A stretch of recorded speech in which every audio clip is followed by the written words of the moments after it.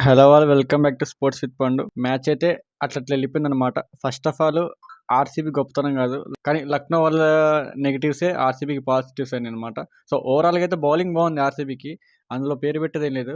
కానీ బ్యాటింగ్ అనేది ఒకటి ఉంటుందండి. అది ఎట్లంటే అట్లా తక్కువ స్కోరు కూడా చేజ్ చేయకుండా 5 వికెట్స్ పోగొట్టుకోవడం అనేది కామెడీ యాక్చువల్లీ. అదే మా కాటరమ్మ కొడుకుని పిలిస్తే ఇద్దరు ఓపెనర్స్ అవగొట్టి వెళ్ళిపోయేటోళ్ళు మ్యాచ్. ఓకే. మొత్తానికైతే ఇక వాళ్ళకి తగ్గట్టు వాళ్ళు ఆడిర్రు. మొత్తానికైతే ఆర్‌సీబీ విన్ అయింది. సో, ఓవరాల్‌గా చూసుకుంటే మాత్రం ఇందాక షార్ట్స్‌లో కూడా అదే చెప్పిన. 'భువనేశ్వర్ కుమార్' 3 వికెట్లు, 'అదిలోడ్' 1 వికెటు, అండ్ 'సలాందర్' 4 వికెట్లు, 'కృణాల్ పాండ్యా' 2 వికెట్లు. వీళ్ళు మంచిగా నిలబడ్డారు కాబట్టే ఆర్‌సీబీ గెలిచిందనమాట. మెయిన్‌గా బౌలర్స్‌కే వాళ్ళ క్రెడిట్ అంతా. బ్యాట్స్‌మెన్ అంతా అంతంత మాత్రం చిల్లర కొట్టుడే కొట్టిర్రు. అంత గట్టిగా కొట్టిందెవరు లేరు. అండ్ కోహ్లీ కూడా 49కి ఔట్ అయిండు. ఇది చాలా బాధాకరమంట వాళ్ళ ఫ్యాన్స్‌కి. అండ్ పడిక్కల్ కూడా అంతంత మాత్రమే. పాడిద్దారు, జితేష్ శర్మ ఓకే. జితేష్ శర్మ మంచి స్ట్రైక్ రేట్స్ కొట్టారు. అండ్ అప్పటికి టీమ్ డేవిడ్, రోమన్ షెఫర్డ్ వీళ్ళతో మ్యాచ్ ఎండ్ అయిపోయింది. కానీ 5 వికెట్లు కొట్టించుకోవడం అనేది కామెడీ. ఒకవేళ ఫర్ సపోజ్ లక్నో 210, 220 కొట్టుంటే, ఒకవేళ ఫర్ సపోజ్ ఊహించుకోండి. ఆ 5 వికెట్స్ కాస్త 8 చేస్తారు. 8 అయిపోయి ఇట్లనే చిల్లర రన్స్ కొట్టి అవుట్ అయిపోయేటోళ్ళు ఆర్సీబీ వాళ్ళంతా. కానీ లక్కీ బాయ్స్ అన్నమాట. సో, మొత్తానికి ఆర్సీబీ గెలిచింది. ఇంకా లక్నో గురించి వస్తే మిచెల్ మార్ష్ చాలా గట్టిగా ప్రయత్నించిండు. అయినా ఏం చేయలేకపోయిండు. అండ్ ఆయుష్ బదన్ని కూడా మంచి మార్కులు పడ్డాయి. మంచిగా బ్యాటింగ్ చేసిండనమాట.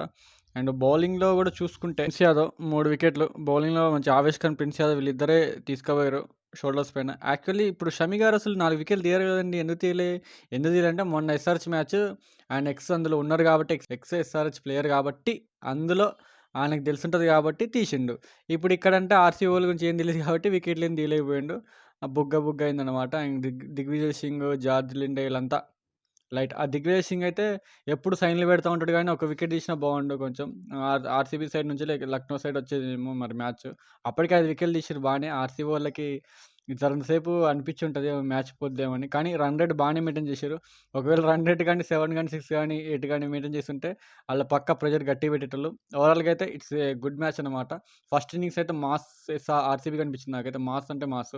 అంటే అందులో మా భువనేశ్వర్ కుమార్ గానీ, ఆ! కొత్తగొచ్చిన బౌలర్ గాని ఈళ్ళంతా మంచి పెర్ఫార్మ్ చేశారనమాట.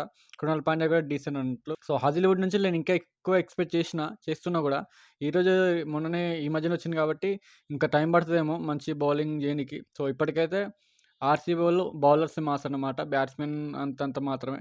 సో, మొత్తానికైతే ఆర్‌సీబీ మళ్ళా గెలిచింది. మామూలు గాదు, ఆర్‌సీబీ మంచి ఫామ్‌లో ఉందన్నమాట. సో, ఇది చూస్తా ఉంటే ఆర్‌సీబీ మళ్ళా సెమీస్‌కెళ్ళిపోద్దేమో అనిపిస్తుంది.